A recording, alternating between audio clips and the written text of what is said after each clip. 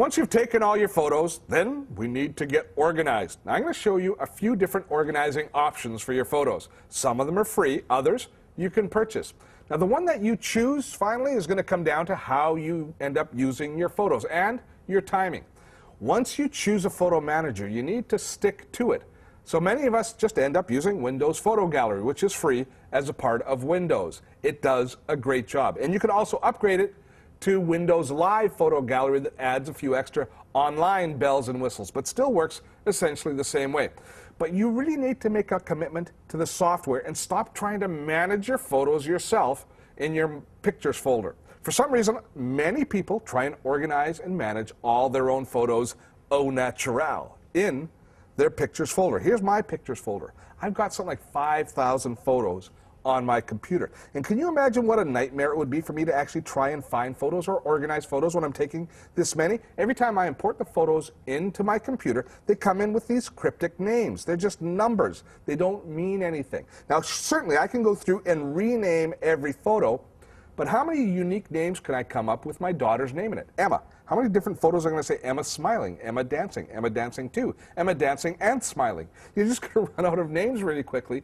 And the bottom line is you're never going to be able to find the photos that you're looking for. So managing your photos by brute force, it's going to quickly become an exercise in frustration. You simply can't do a good job managing your photos this way. And over time, you're going to end up wasting more time finding photos, and you're going to end up frustrated and missing lots of opportunities to share your pictures.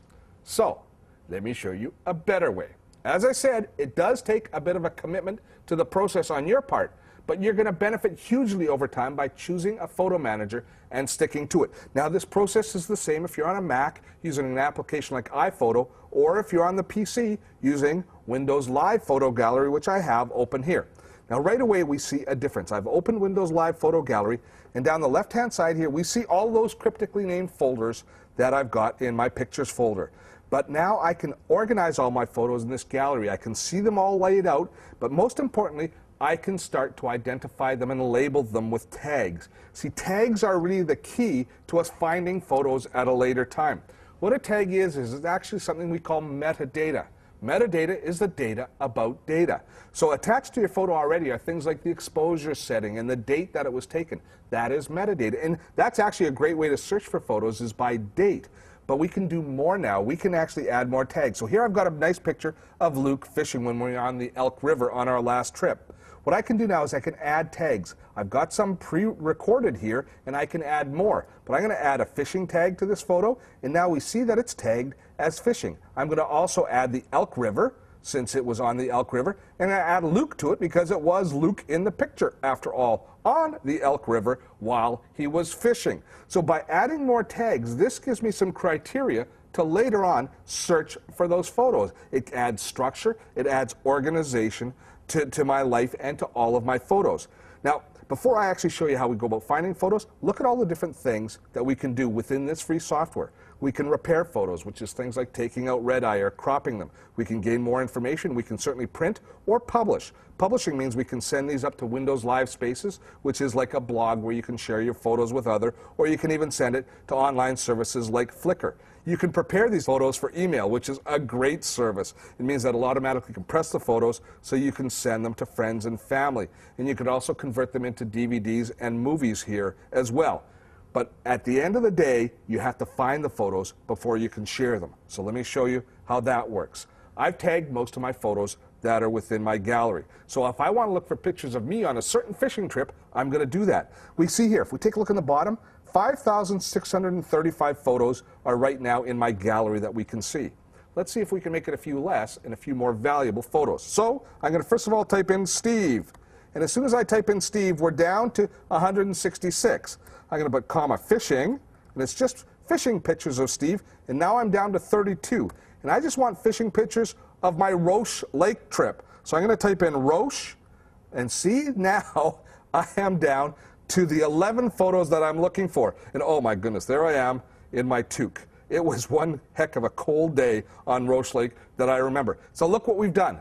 We've taken a mass of 5,000 photos, wanted to find a single photo, a needle in a haystack effectively, but by typing in a few keywords, we've instantly found the photos that we're looking for.